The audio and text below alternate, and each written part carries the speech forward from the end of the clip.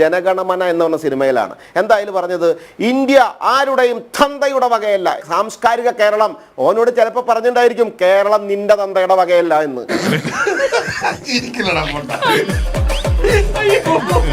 ഇതിന്റെ പുറകിൽ ഒരുത്തൻ ഒളിച്ചിരിക്കുന്നുണ്ടല്ലോ. ഇതിന്റെ സ്ക്രിപ്റ്റ് റൈറ്റർ ഓന ബോധം ഉണ്ടായിരുന്നില്ല.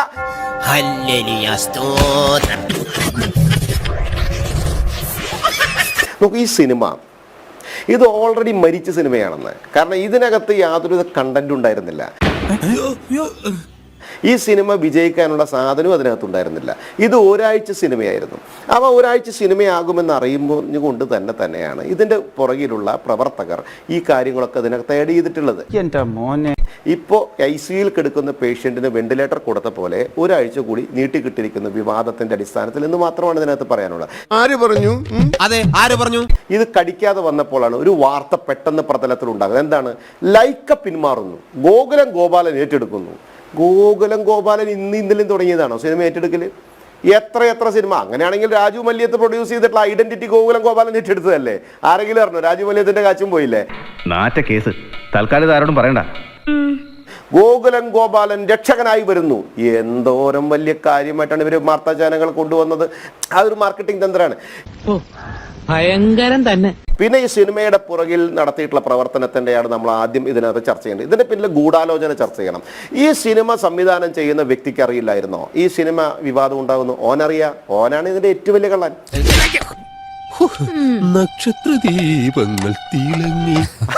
അയാളുടെ കള്ള ബുദ്ധിയാണ്. എന്ന് പറഞ്ഞാൽ നാടിനെ തമ്മി തല്ലിച്ച്, നാടിനകത്ത് വിഷം കുത്തിവിട്ട് ഇവിടെ തമ്മി തല്ലിച്ച് ഒരു വിഭാഗത്തിന്റെ പോക്കറ്റിലെ പണം തന്റെ കുടുംബത്തേക്ക് വരണമെന്നുള്ള പണമില്ലാത്തവൻ ഇന്ന് പിണമാണ്.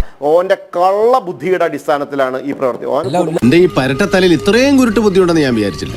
അല്ല, അയാൾ എന്തുദ്ദേശിച്ചോ എന്ന് പറഞ്ഞാൽ തമ്മി തല്ലിച്ചതിന്റെ സന്തോഷത്തിൽ പുത്തൻ പച്ച നോട്ടുകൾക്ക് വേണ്ടി എന്ത് വൃത്തികേടുകളും ചെയ്യാം എന്ന് പറയപ്പെടുന്ന നിലപാടാണ് ചെയ്തത്.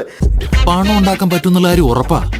നോക്കൂ, അദ്ദേഹം ഒരു സിനിമയിൽ അഭിനയിക്കുന്ന സമയത്ത് വീരവാദ ഡയലോഗ് ഉണ്ടായിരുന്നില്ല. ജനഗണമന എന്ന് പറഞ്ഞ സിനിമയിലാണ് എന്തായാലും പറഞ്ഞത് ഇന്ത്യ ആരുടെയും തന്തയുടെ വകയല്ല.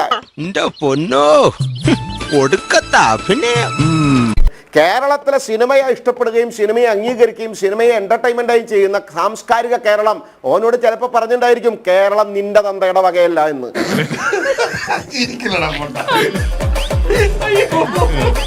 അല്ലെങ്കിൽ ഇവർ എന്തിനാ കട്ട് ചെയ്യണത്? എന്തിനാണ് വോളണ്ടറി മോഡിഫിക്കേഷൻ എന്നാണല്ലോ ഇവരിപ്പോ പറയുന്നത്. ഇവന്മാരൊന്നും ജീവിതകാലത്ത് നന്നാവില്ല. 17 കഷ്ണം കട്ടണം, അതിനകത്ത് പേര് മാറ്റണം. ഈ പറഞ്ഞ വൃത്തികെട്ടവൻ അറിയണ്ടായിരുന്നില്ലേ ഈ തെമ്മാടിത്തരങ്ങൾ ഇതിനകത്ത് കുത്തിക്കയറ്റുന്ന സമയത്ത് കേരളത്തിലെ സാധാരണക്കാരായിട്ടുള്ള പ്രേക്ഷകർ എന്ന് പറയപ്പെടുന്ന വിഭാഗം ഇത് കാണുന്ന സമയത്ത് അപ്പുറത്തെയും ഇപ്പുറത്തെയും ആളുകൾ അങ്ങോട്ടും ഇങ്ങോട്ടും തല്ലുന്ന ഒരു പ്രവർത്തന രീതി ഉണ്ടാകും. ഒരു കയ്യബദ്ധം നാറ്റുകരുത്. ഈ നാടിന്റെ അകത്ത് ഏറ്റവും വലിയ നൈതികത നഷ്ടപ്പെടും. ഈ നാടിന്റെ സമാധാന അന്തരീക്ഷത്തെ തകർക്കുന്ന ഒരു സാധനമാണ് ഞാൻ പടച്ചുവിടുന്നതെന്ന് മനസ്സിലാക്കാൻ സംവിധായകൻ ഉണ്ടായിരുന്നില്ല. അടിപൊളി.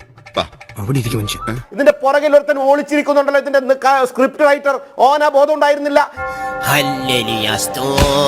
ഇതിന് കാശ് മുടക്കിയവൻ ആന്റണി പെരുമാറിനെ ഞാൻ കുറ്റം പറയില്ല. ഓരോരു പൂട്ടുപിണ്ണാക്കിനെ കുറിച്ച് ബോധമില്ല. പൈസ പൈസ പൈസ എന്നല്ലാതെ. ആവിഷ്കാര സ്വാതന്ത്ര്യം എന്ന് പറയുന്ന തട്ടിപ്പും മുന്നിൽ വെച്ചുകൊണ്ട് എന്ത് വൃത്തികേടുകളും പൊതുസമൂഹത്തിന് മുന്നിൽ വിളിച്ചു പറയാമെന്ന് പറഞ്ഞാൽ, ഈ നാടിനെതിരെ പ്രവർത്തിക്കാമെന്ന് പറഞ്ഞാൽ, ഈ നാടിനെതിരെ പ്രവർത്തിക്കുന്ന ശൈലി ഉണ്ടാക്കാമെന്ന് പറഞ്ഞാൽ, അതിലൂടെ ഒരു സമൂഹത്തെ തെറ്റായ വഴിയിലേക്ക് നയിക്കാമെന്ന് പറഞ്ഞാൽ, അതിലൂടെ ഒരു സമൂഹത്തിലെ ആളുകൾ പരസ്പരം തമ്മിൽ തള്ളിക്കോട്ടെ എന്ന് പറഞ്ഞാൽ അത് സഹിക്കാൻ ഇവിടുത്തെ പ്രേക്ഷകൻ തയ്യാറാകില്ല. സിനിമയെ ഇഷ്ടപ്പെടുന്നവൻ തയ്യാറാകില്ല.